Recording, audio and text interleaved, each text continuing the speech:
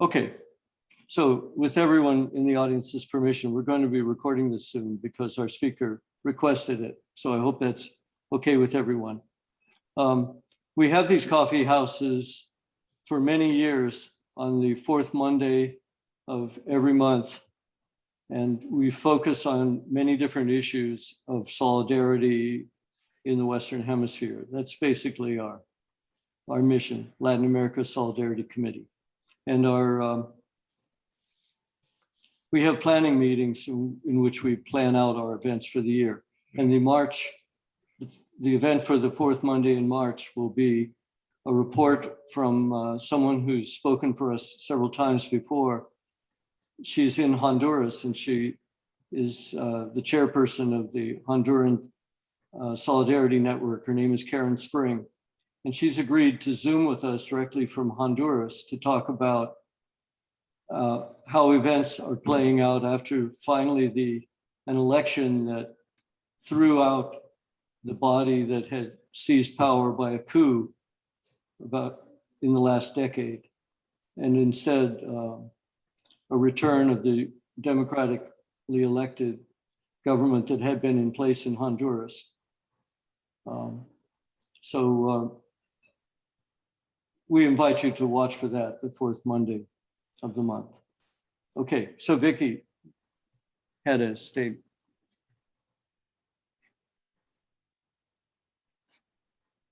So I would just mention, especially as Terry was talking a little earlier about Ukraine, and people are very worried and upset about that there is a regular Women in Black vigil. It has been focused on the Ukraine. Well, 2 weeks ago, I think we did, and it will be again this coming Saturday. It's Saturday, noon to 1 at Bidwell and Elmwood. And it goes on every Saturday, and there are signs there available for people, or you can bring your own sign, and especially to pray for peace in the Ukraine and for negotiations, not escalation. I'll just also mention that there's 4 regular vigils that are organized by the Western New York Peace Center every week, as well as a regular Talking Peace video radio show, which is also going to have one on Ukraine, amongst the many important topics, and that is on Facebook live stream every Wednesday evening, 2 shows, and then it also gets rebroadcast on WBNY. And talk to us if you have an idea of something you'd like to have on radio show, because 2 video radio shows a week, they go by pretty fast. So we're just talking about doing another one with Talia. We're going to be doing one on the Ukraine shortly, and certainly on Women's Month, and et cetera. So thank you. Okay, thank you. Okay, so I'm going to try to arrange the screen a little bit. Okay.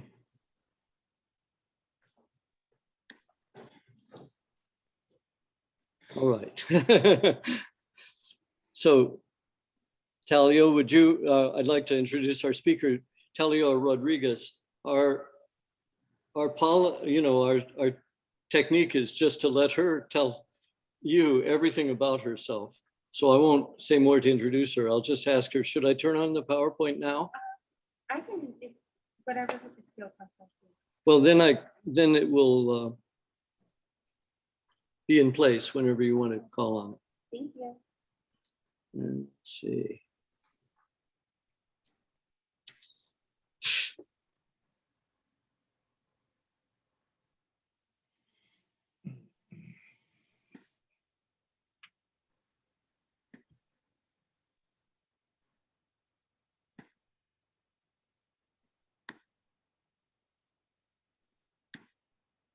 Okay, now if you're an expert with PowerPoint, Okay. you want me to try to make it full screen? No, that's fine. Okay, good. So Talia, thank you very much for speaking for us. And I'm sorry we're a little disorganized today. Can I take this? Can I take this down? Hey, you can take it off. Okay. Thank you. Hi. Thank you for being here this evening. Can you hear me? Well, my name is Talia Rodriguez, and I am the chair of the Gender Justice Task Force.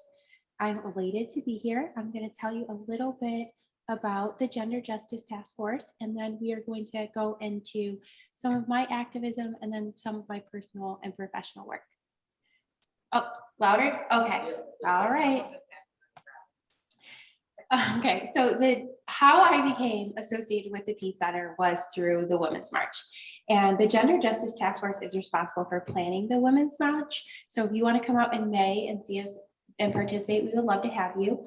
So the Gender Justice Task Force promotes respect, dignity, and justice for all genders. And we fight for equitable distribution of power, knowledge, resources, regardless of sex, gender, orientation, class, race, or ethnicity.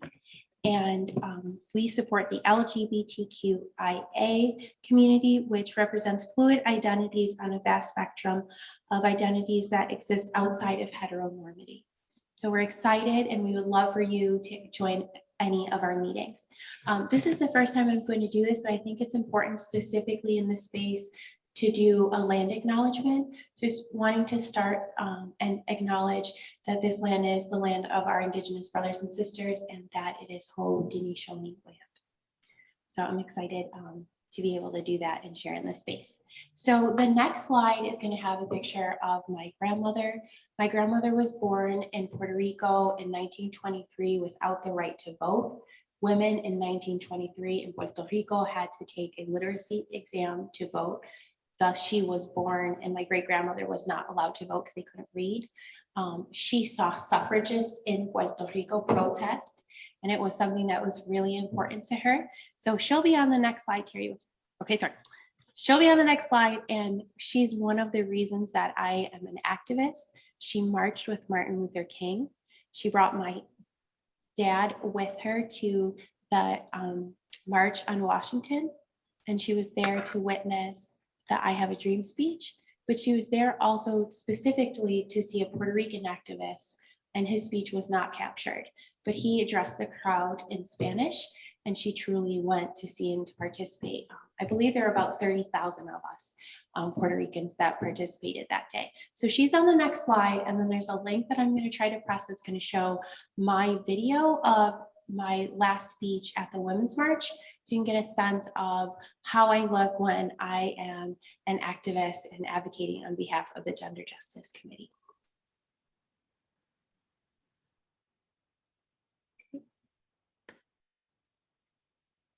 So my grandmother, her name is Rosa Rodriguez. Again, she was born in 1923 on a farm in Puerto Rico. She had no shoes. She went to school until 3rd grade. My people were farming people, and they were part of a peasant class that were known as jibaros. I don't know if this is going to launch. Do you think, okay, could you help? Sorry, Terry.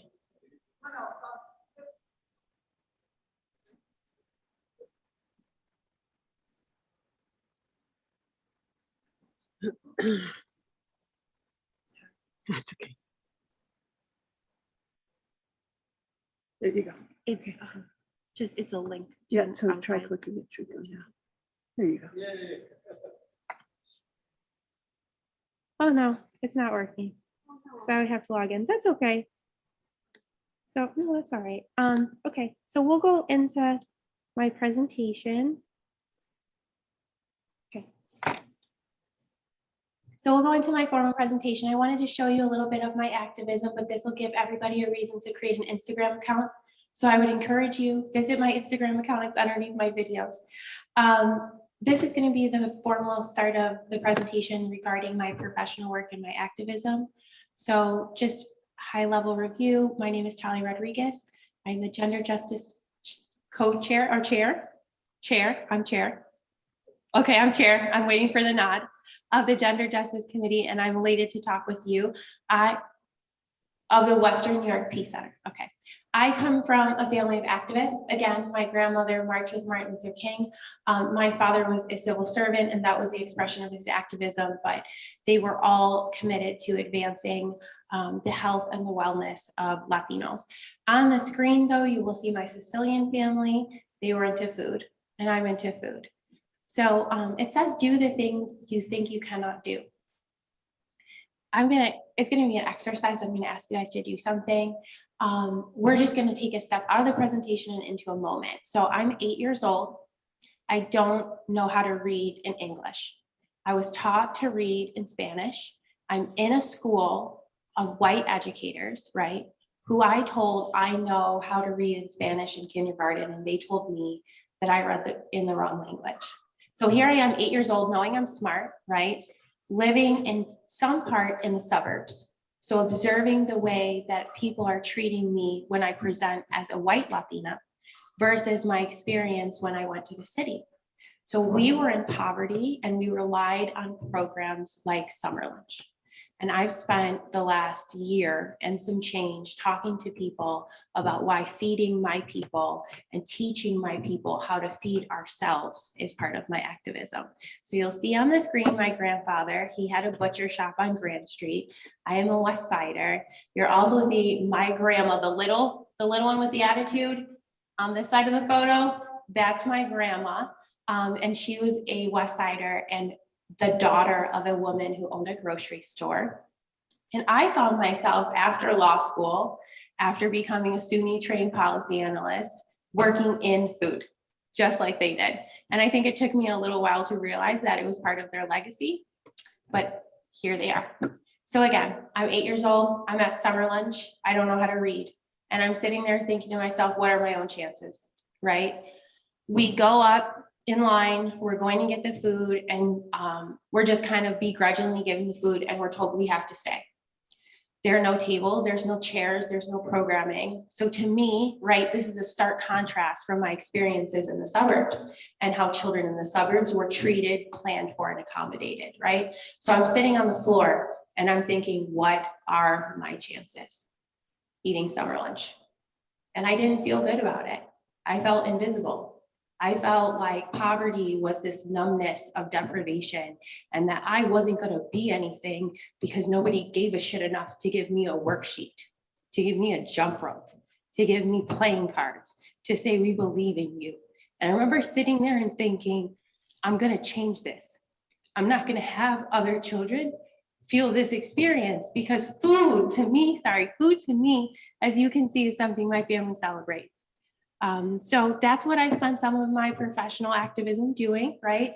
Some of my professional work, and also I have the privilege of being able to lead and train people. So I'm going to show you a PowerPoint presentation a little bit about my professional work, but that moment of me being 8 years old really was definitive for me.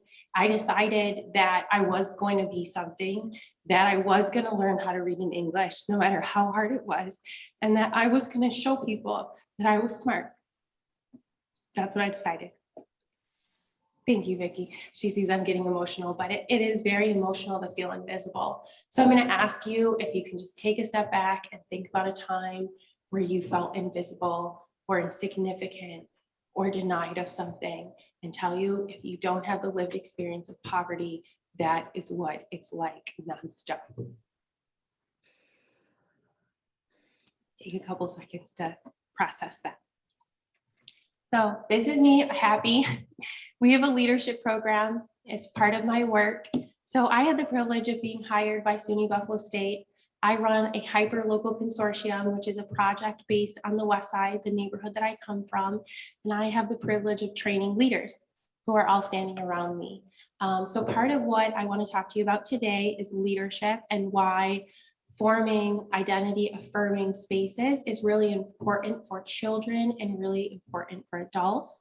Identity affirming often means environments that are deliberately created where people's identities feel acknowledged and where conversations that otherwise aren't held are confronted.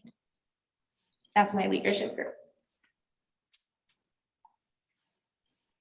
Okay, here we go. Okay, so we're going to talk about partnership. The West Side Promise neighborhood is anchored at SUNY Buffalo State. We have the privilege of working with our neighbors. We have a core team that I facilitate. The core team is fantastic, and they're full of organizations who are very committed to making a change in my neighborhood. And again, as a child, I lived and it had the experiences of some of the issues that I see my neighbors working diligently to address. Some of those neighbors are corporations, some of them are other institutions of higher education, some of them are people. One of the neighbors I'm really proud of here is Rich Products, because they support our work.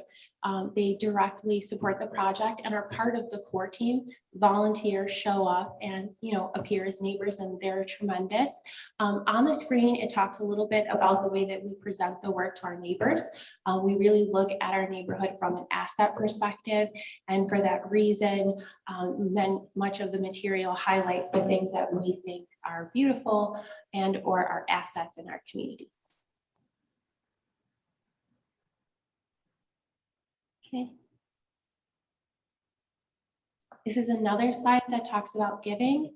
So many of our neighbors give in other places. And I think one of the things I wanted to show you is there's a lot of connectivity. So some of the people on the West Side Promise neighborhood also support organizations outside the West Side Promise neighborhood and or organizations that support the constituents that the West Side Promise neighborhood supports. So that those are all neighbors in 14207, 14201, 14213, and 14222, which is where the college is located. And if you were wondering, I was sitting in 14201 on the floor. Perfect. This is part of something that I'm really proud of. So the West Side Promise neighborhood, again, is a hyperlocal consortium. We're a group of neighbors that are focused on changing the quality of life immediately for some of our neighbors. We have 3 areas of focus. You saw one of our slides that talked a little bit about our leadership program. And one of our major efforts that we've started since COVID is food work. And you're going to get a big smile out of me for that. It was the middle of COVID. I had been responsible for helping and supporting turkey giveaways for 3 years in a row. And people in my community started calling me and asking me where the turkeys were and where the free food was. And I got very nervous because I didn't know. And there wasn't any, and there wasn't enough.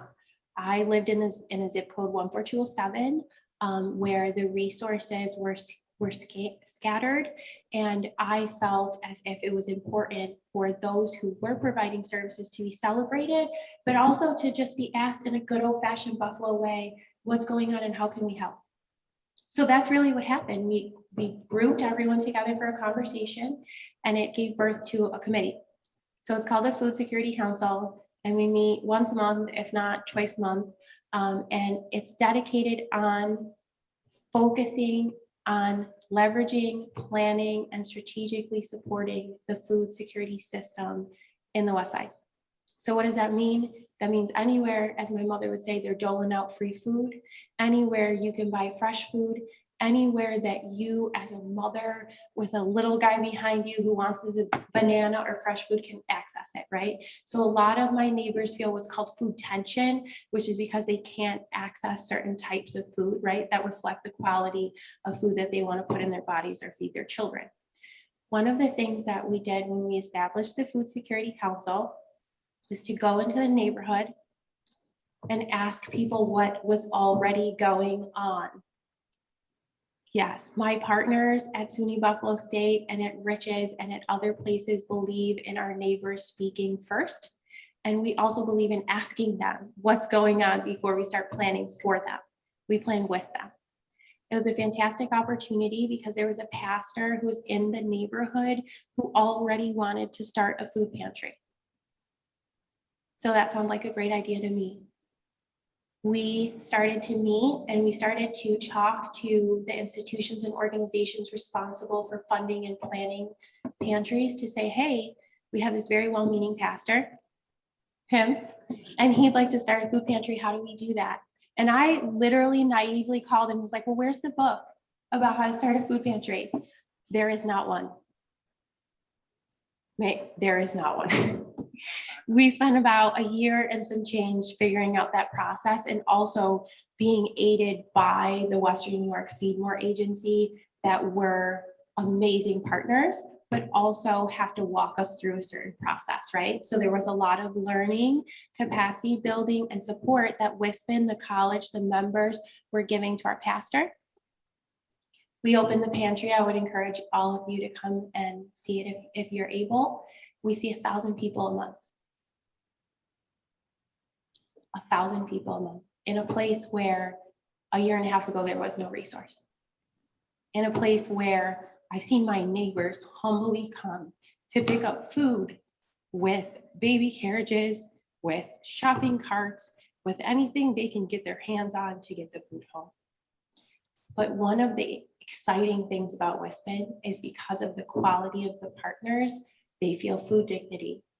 Food dignity is what I didn't have when I was sitting on the floor. So our pantry is a choice pantry, which means instead of you being given food, you're able to select food based on your family size and based on what your dietary preference is.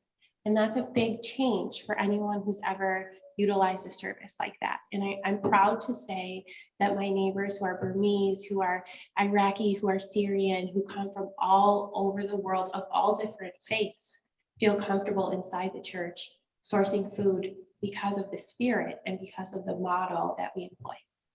So that's my guy, that's Pastor Torres, and he gets a call from me and some of the people at Rich Products and some of the people at Buffalo State periodically to say, hey, we have some stuff for you.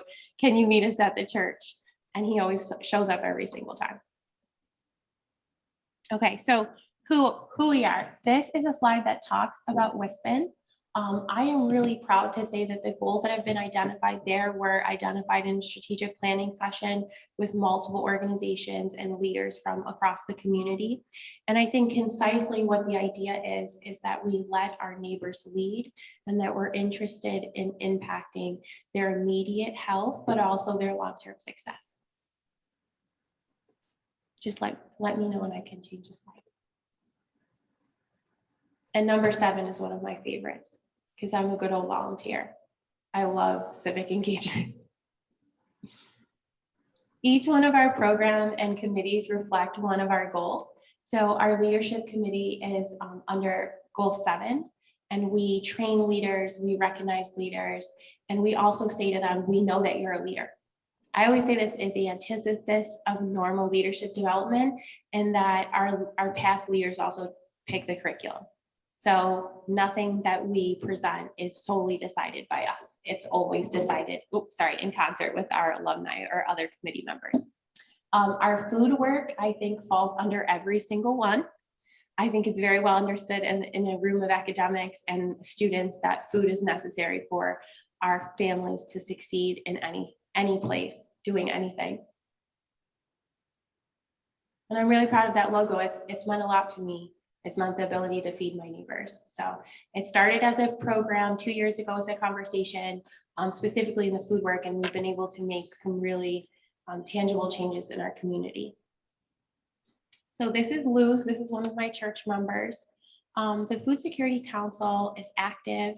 You know, we often take volunteers, we take donations, but one of the things that's really important for me to mention is that those who have the lived experience of food security are leading the work, they're volunteering, they're interfacing with our neighbors, and they're setting the tone about what the values are and how we treat our neighbors. Luz is one of those people. She comes from a family of 9. She was a union organizer in Massachusetts.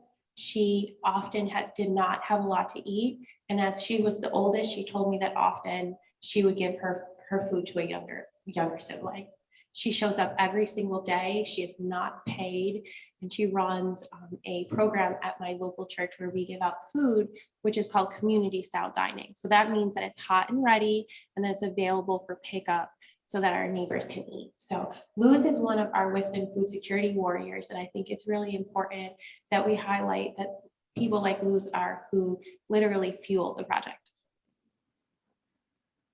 What are we doing? Strengthening relationships. People already had a relationship with SUNY Buffalo State before I came to work at WISPN. People already had a relationship with many of my neighbors before I came to work for them. But what we've been able to do with WISPN is take a look at those relationships and show up equitably, right? To say we know that we don't know exactly what we're doing, that maybe we made some mistakes in the past, but that we're neighbors and we want to improve things. And when that's coming from an institution, when that's coming from a corporation or from a state, it really, in my experience, has motivated my neighbors to rise to the occasion and help us continue the work despite what relationships are. We provide unrestricted resource. What does that mean? If one of my neighbors says they want to go to a planetarium or they want an expert on, biology, we'll find them one. We're SUNY, right? And we give them that assurance that our partnership is not just our physical hands, but it's the resource of the campus, the intellect of our students. We have PhDs that come out and work at summer lunch and at our pantries.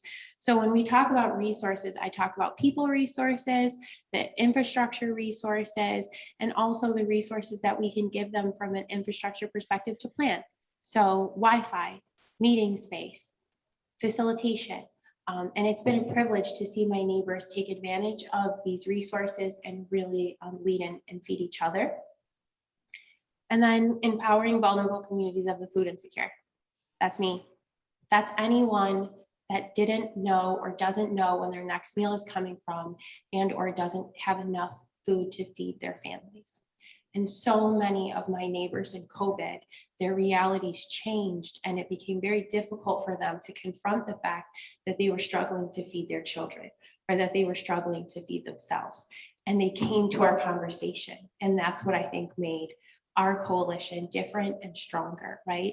And we also took them without judgment. Anyone can come to our coalition. And I think that's another one of our strengths. Values. You're going to hear me say the word values 100 times. They're what drive me as a person. We trust our neighbors to lead the way. I could say that 1,000 times, but coming from an institution, it's not enough. We need to continue to say it. We will partner with all. What does that mean?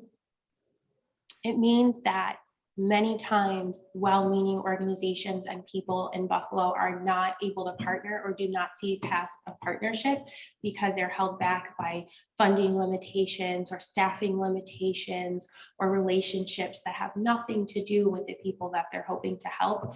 We don't entertain those. I don't tolerate it. If you come to help, right? As you are as an organization working forward with your energy. We partner with all again, and then we provide resources to bring forth what our neighbors really need. So this is a picture I'm really proud of.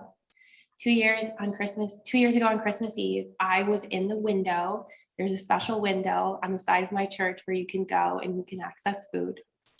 We were really busy in that season, and we had the ability, thanks to Riches and other partners like Hearts for the Homeless, they donated cookie kits and baseballs and stuffed animals and everything a kid, books too, from Buffalo State, because we're academics, guys.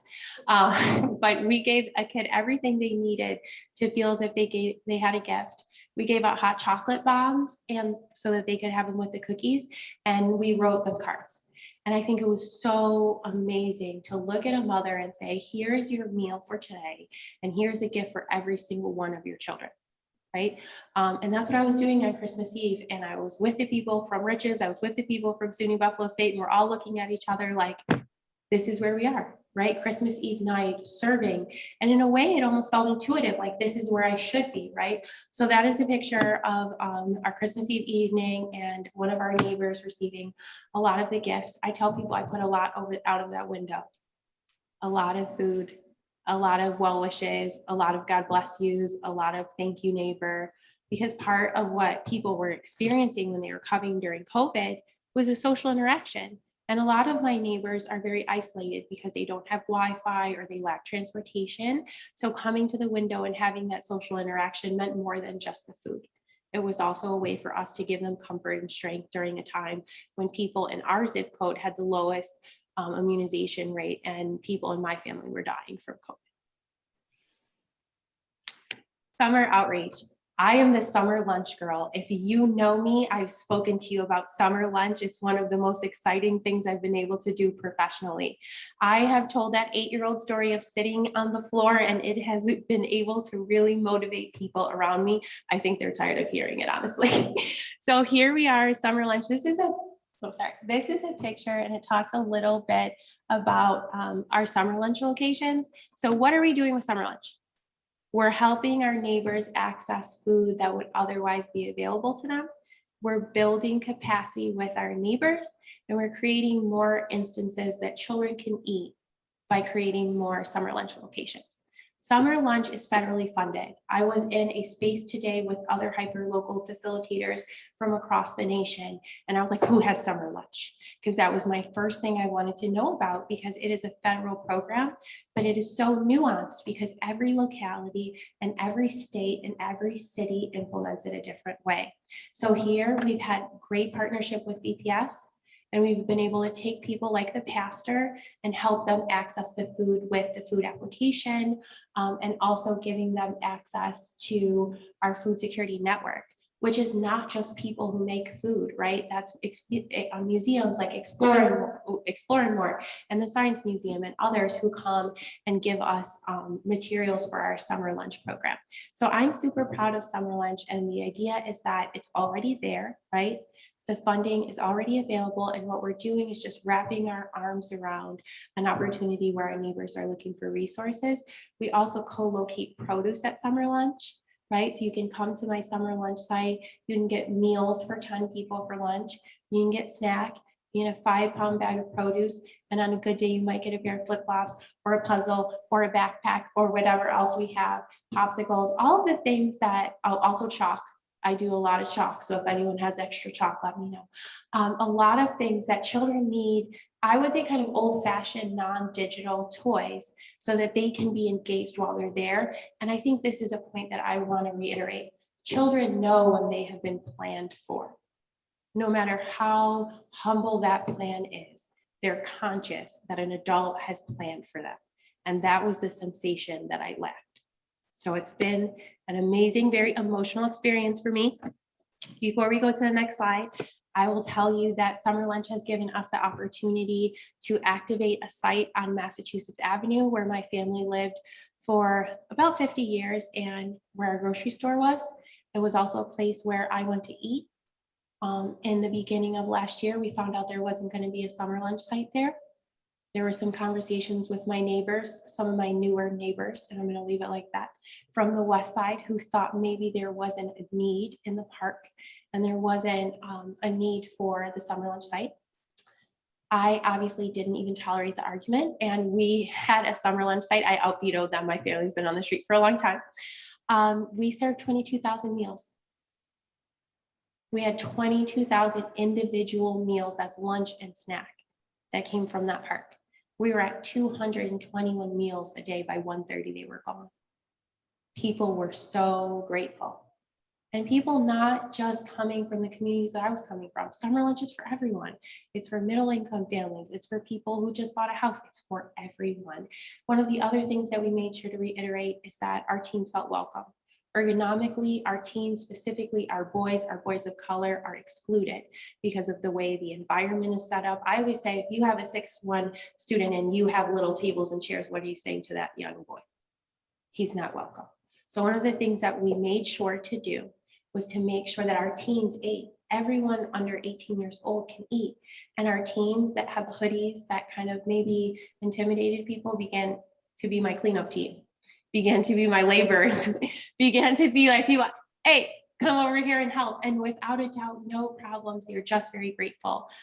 It was almost magic, right? It was like a little bubble around what we were doing. But I think one of the things I want to communicate is, in order for us to have that opportunity to bring resources to the park, to bring food to the park, to bring PhDs to the park, to bring our student volunteers from UB and Buffalo State, it took us 6 months to plan. It took us thousands of dollars of in-kind. It took us 76 volunteers. And that's why WISPN exists, because that's not anybody's job except the community's job. And a long time ago, there were volunteers that could stay home or had the capacity to do this for the community. And now we're stepping up as a neighbor and saying, it's our turn, right? because there's so much food tension, there's so much food stress, and I want my neighbors to feel as if they're better resourced.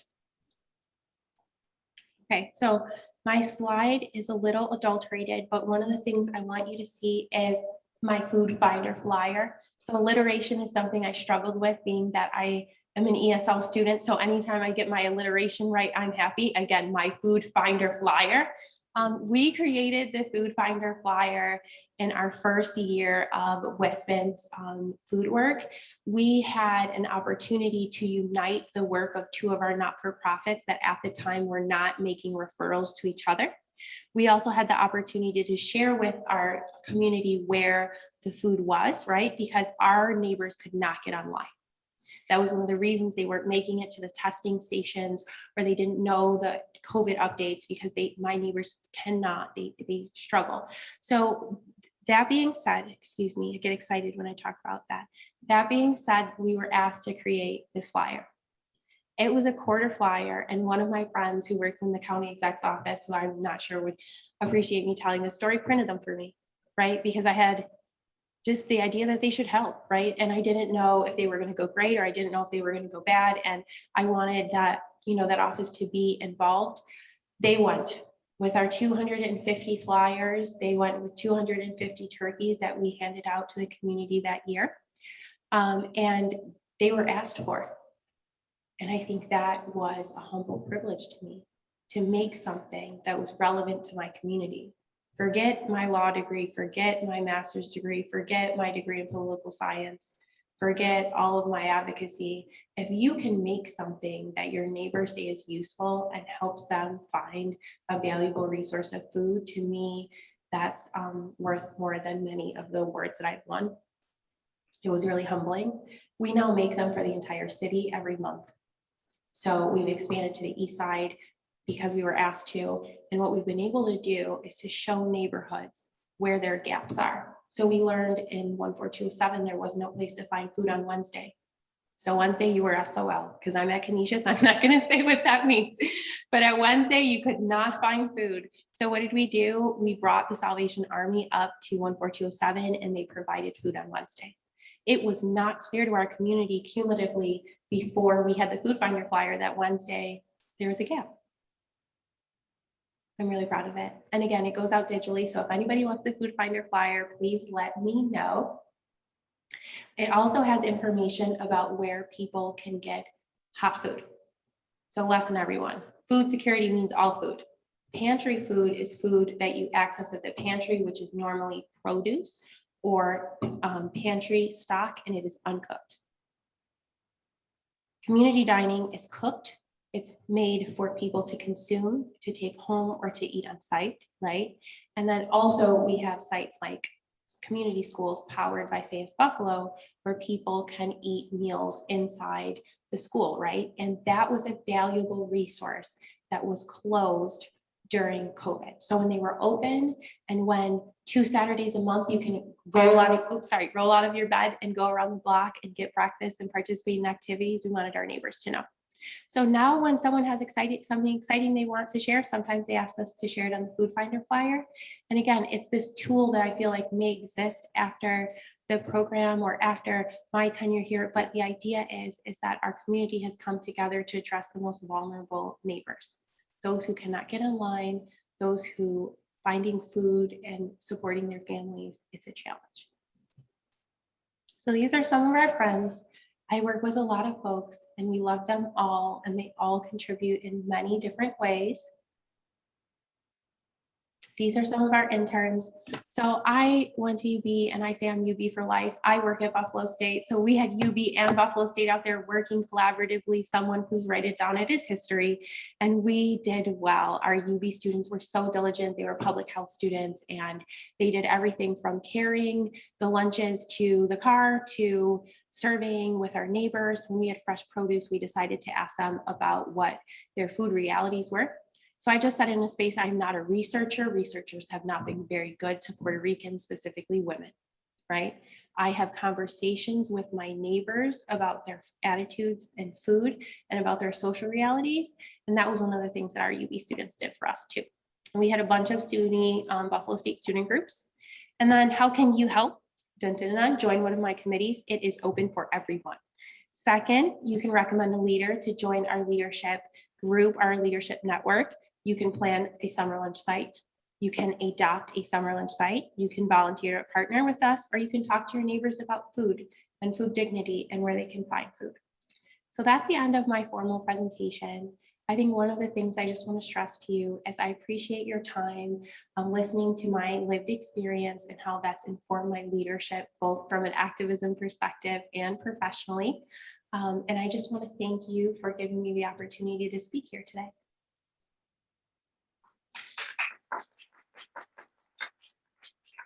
You know, I wonder, it might be interesting to have someone talk about Peace Jam, which is also a kind of, you know, in some ways Absolutely. it's reminiscent. Yeah, It's got a lot of intersectionality. yeah. What you're talking about. And then I have other ideas that I like. I wonder if you or someone would like to talk about. Yeah. Yeah. Yeah. Yeah, so I think maybe I should say also I'm on the board of the Western New York Peace Center. I'm on the board of the Western New York Peace Center, thanks to Vicki. Vicki's very persistent, and a little nudge from my dad, who also supports the Peace Center, for better or worse. And we have, we have many programs. One of them is Camp Peace Prince. We're very, very proud of that. And that is powered by Summer Lunch, and also Deidre, who's our new executive director. She'll be planning an experience where we teach children about the principles of nonviolence, and we run activities with them to combat summer reading loss. Did I miss anything, Vicki? Go ahead. Yeah, go ahead. Absolutely. Yeah. Do you want me to sit down? No, I well, would just I'm add gonna that, stop this sharing screen if I can. oh, How do I do that? oops, Yeah. And then usually down the I bottom. stop share. Or It went up stop to the share, top. stop share, you did it. I would just add that as Talia knows, as a board member, that the Western New York Peace Center is starting up a new Peace Jam program. That the first session will be this Thursday, March 3rd, from 3 to 5, and that first one will be at 1272 Delaware, which is the Network of Religious Communities building, and then thereafter it will be at the Meriwether Library every Thursday, 3 to 5 for 12 weeks, for 8, really children 8 and up. So we also take youth assistance. So we're very proud of that program and very grateful. And grateful for the support that Talia has given to so many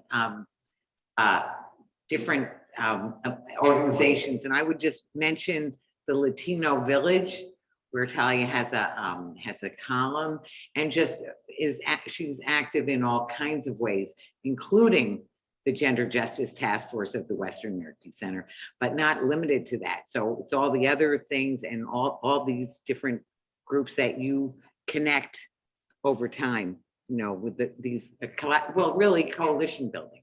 So I want to hand it to you for that. Thank you, Vicki. Yeah, do you want to talk a little bit about the Women's March in May? Absolutely.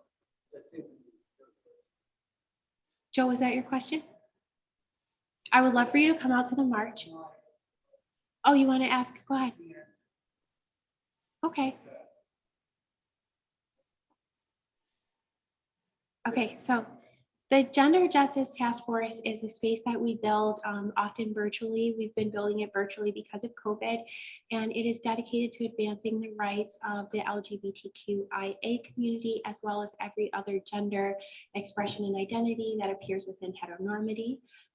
We are a progressive group, right? And we are the planners and the implementers of the Western New York Women's March, of which I had the privilege to speak last year, and that was life-changing for me. We like to rabble rouse, so there is a lot of joy, energy, and expression that is brought to the Women's March, and we have the privilege to invite speakers from all over the region to talk about their respective communities. Yeah, I thought I would mention that I think last year it was held in a very, very cold time of year, and this year you have a better plan. Yes, thanks to our bright folks in the Gender Justice Committee, Deidre, and many others, we are now going to have the Justice Women's March in May. So I expect all of you to be there because you can't use the cold as an excuse. Oh, we did have one in October. That was incredibly successful. It was digital. We had over 100 people come, and I ran a workshop about, I forget what the title was, but one of the things that we did was, and I think is exciting, are one-liners. So if you're going to talk to someone from another community, someone that you'd be afraid to talk to because you're unfamiliar, like what would be the way that you would start that conversation? So we started working on one-liners. There's so much that happens at the Women's March, and also just amazing network building with women who have been, women and people who have been diligently working to pave the way for leaders like myself. So it's really inspiring. And maybe, yep. And if I have anything to do with it, there'll be food, but we'll have to check on that. Go ahead.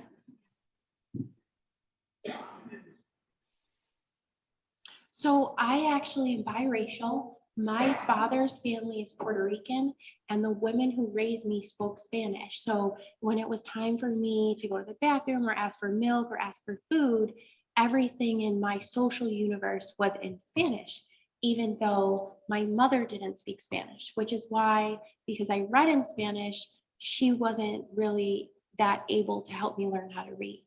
There's a million kids like me in the West Side that I always say are like caught in between language, right? Like they have these language skills, but sometimes it's hard for them to express their thoughts for different reasons. 14213 is one of the linguistically diverse zip codes in New York State. I think we have like over 45 different languages and dialects. So I empathize a lot with the students. And I always say there's that look that I had like in math when you know that it's just not clicking, right? A lot of communication on the West Side is nonverbal, and I try to, share that story with other students so that they know that learning a second language is something that's a privilege, not something that you should be ashamed of. Thank you. So I'll tell you what, I actually became really proud of myself when I started to write. I was always really nervous to write and to read in front of the class. So as Vicki acknowledged, we have a local paper, the Buffalo Latino Village, and the editor was just like, you have to write, you have to write, you have to write. And I think the first time I actually felt like I had English down pat, I knew what I was doing, was when I wrote a column. And I saw my own writing published. I mean, I had been published in ProQuest and other less exciting places, but to see my column published in the local paper was super exciting. So now I'm in every paper in Western and Central New York, and I have an ebook. So it's just amazing how things have evolved for me. Part of that is storytelling, Joe. Just me wanting to lift up the people in my community who I feel otherwise wouldn't be acknowledged. Does anybody else have any questions? I want to make sure. Okay. So, I really like the idea of you're talking about the food,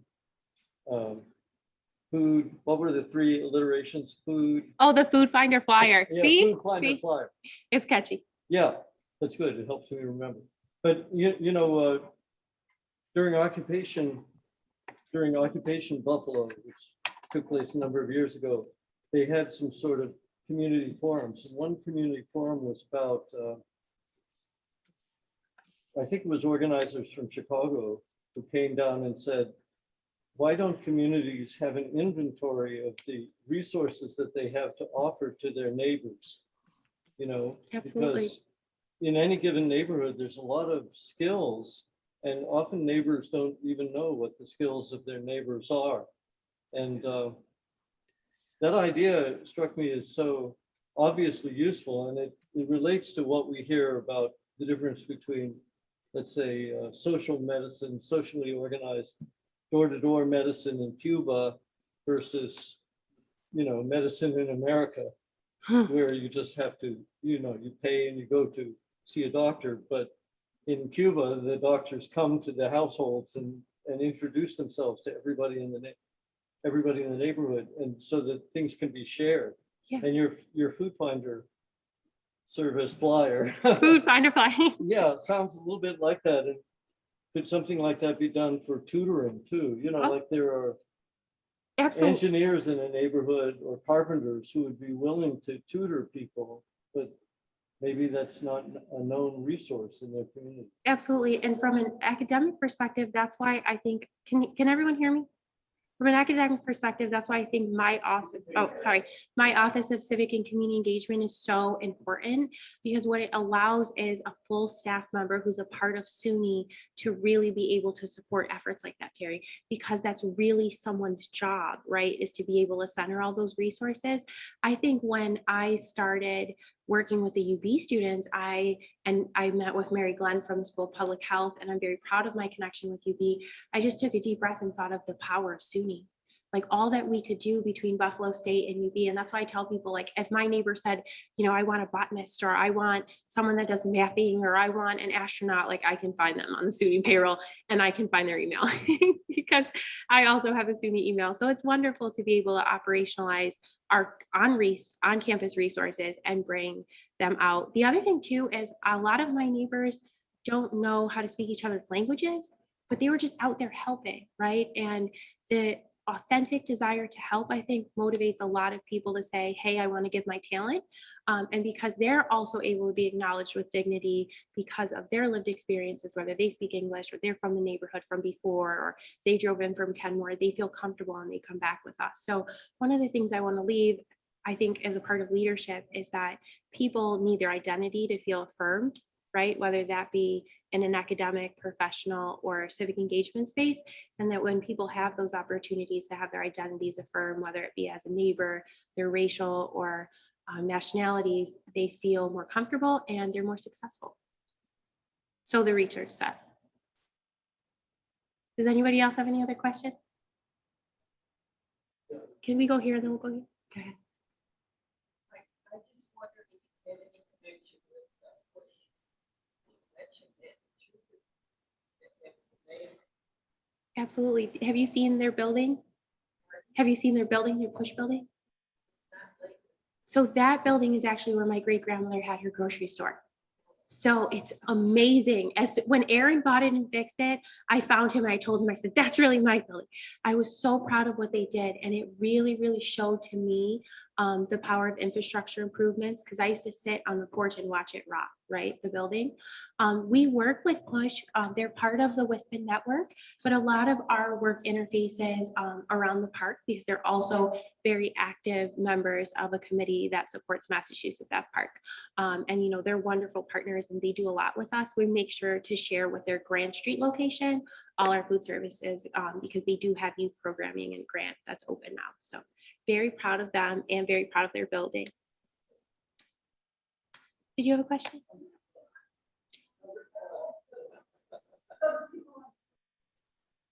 You have the mic? Yeah. Okay. Thank you. Yeah, I was just wondering if part of the program that you run, does it have people or resources where the neighbors can come and help apply for SNAP benefits? Yeah. So that because I know you said some of them are like bilingual or they don't have access to like online. So is that like an option for them? I'm Talia, by the way. Oh, Samaria. Thank you for your question. Thank you for your question. Absolutely. So one of the things that we did at Summer Lunch was invite our WISPN neighbors to come out, and that included the county. So I felt very privileged because DSS was out at the park at a time when many of my neighbors were facing eviction and had a lot of questions. So it was wonderful for them to be able to access food, talk to DSS, the library, we bought veteran services, any social service agency that my aunt would have had to get on the bus to go access, we invited, right? And we would love for you to come out if you're here this summer to help. And I think one of the things too is that I think when our neighbors saw those agencies in the community, they also felt empowered, you know, they felt planned for. And it was easier for them to have some tough conversations about their financial status or about anything else that they had questions about. And I want to acknowledge part of your question. It is very difficult when you lose your food stamp card to replace it from a social from a perspective of poverty. because you have to physically go to the place largely. And our county has changed some of the requirements so that our neighbors can access food more easily, because when you lose your food stamp card, that is a tough thing. But we did bring them to public housing, which is where one of our sites is, and to Massachusetts Avenue Park. I would be remiss if I didn't mention that my grandmother lived in public housing, my father lived in public housing, and I am the product of public housing. And it's really important and it's close to my heart. So everything we did at Mass, we did at public housing too. Anybody have any other questions? Well, there will be a question from Deidre. And Okay. she's someone, I Deidre, should have, hi. Let me admit Sandra. Okay, now we have to tell Deidre to unmute.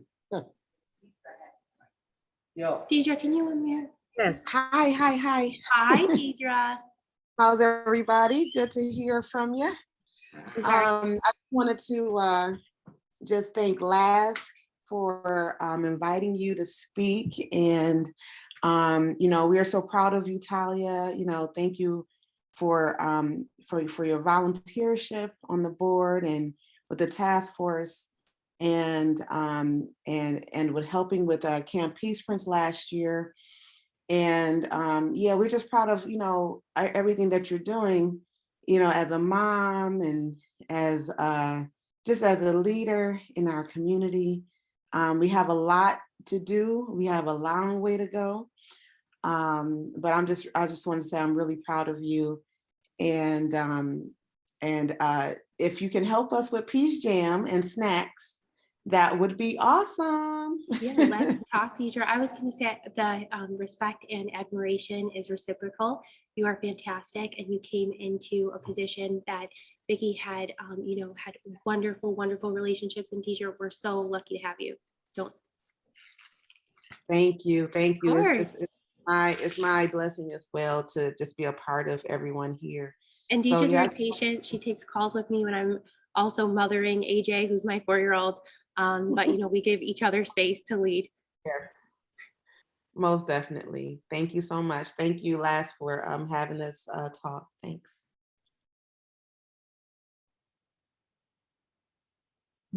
Okay. So Vicki asked that we bring Samaria back up because she's going to be one of the guests on Talking Peace this week. You've been invited. And also to thank you for your work with You're leading it? I'm the Peace Jam. moderator. Okay, so stay who you are. This is amazing. I'm sorry I'm Yes. meeting you right now. I didn't You realize. I'm can happy take your to- mask down while you're at Okay. this. Hi, everyone. I'm Samaria. So on Wednesday, I'm going to be on Talking Peace radio show, and I'm going to be moderating a conversation about the Middle East and how women can be vital agents of peace and change. Dr. Saswan Taba, Dr. Zahir Wahab, and Dr. Anita Butera, who's actually a professor at our school. So they'll all be there. They're the panelists, and I'm really excited about it. It's going to be a really productive, informative show. So. Yeah. And we wanted to, Vicki said I should point out that you're our connection, our official Peace Action New York at Canisius Student chair, organizer. student organizer, Mhm, right. yeah. Between Western New York Peace Center and the student organization for Peace Action New York. Yeah. So were there any other questions or? So just in closing, I'll remind people to look for on the Peace Center website. They should look for the Immigration and Refugee Justice fundraiser for the education projects for refugee education at through Journey's End, and to think about how we could help further the great initiative in unionization that has happened with Spot Coffee and with Starbucks Coffee in Buffalo. And if there's nothing else, I'll just say thanks to everybody for coming, and to remind them that at the fourth Monday in March, we have a a presentation on Honduras directly from Honduras. And if you come to Canisius for the event, you get to see it blown up like on a great screen. Otherwise, you would Zoom. We'll have it on Zoom like we did tonight. Okay, thank you very much. Anybody else? Yeah.